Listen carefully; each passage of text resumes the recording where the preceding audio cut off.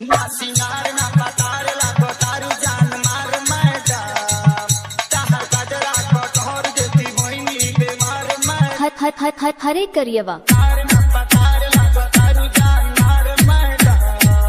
ताहर गजरा कटहर देती मोहिनी बेमार मैडम तो बोला कैसे तू बाबा कोरा पास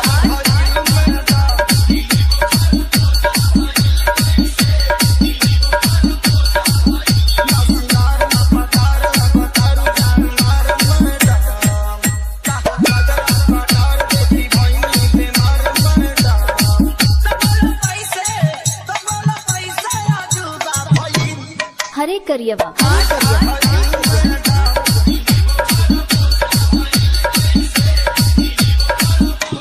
रिंकू भैया एक गजल का लाइन लगल, अरे जरा ध्यान से सुनिएगा।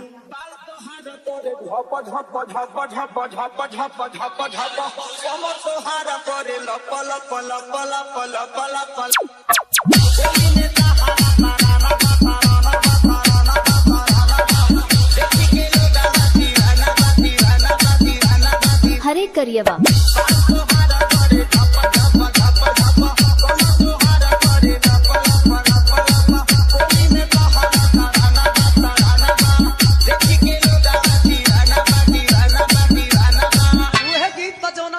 कि आप लोग सुन ली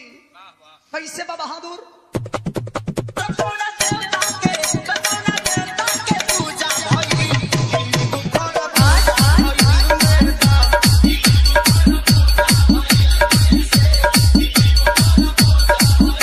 यही के बदल के गा दिल गवैया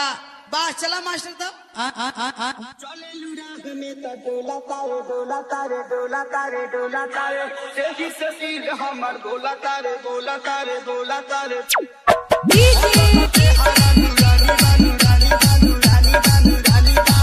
राजा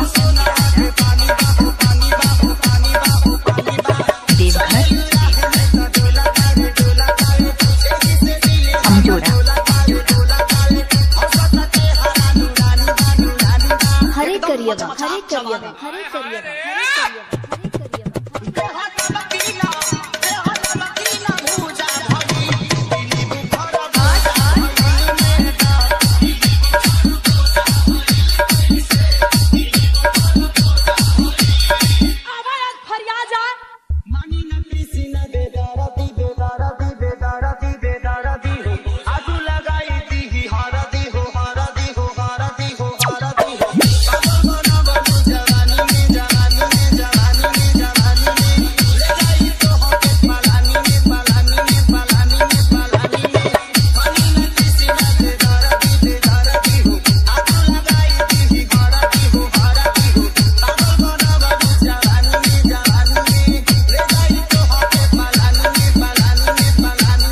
जितना हम अकल रही उसे भी वजन पड़ गया यार।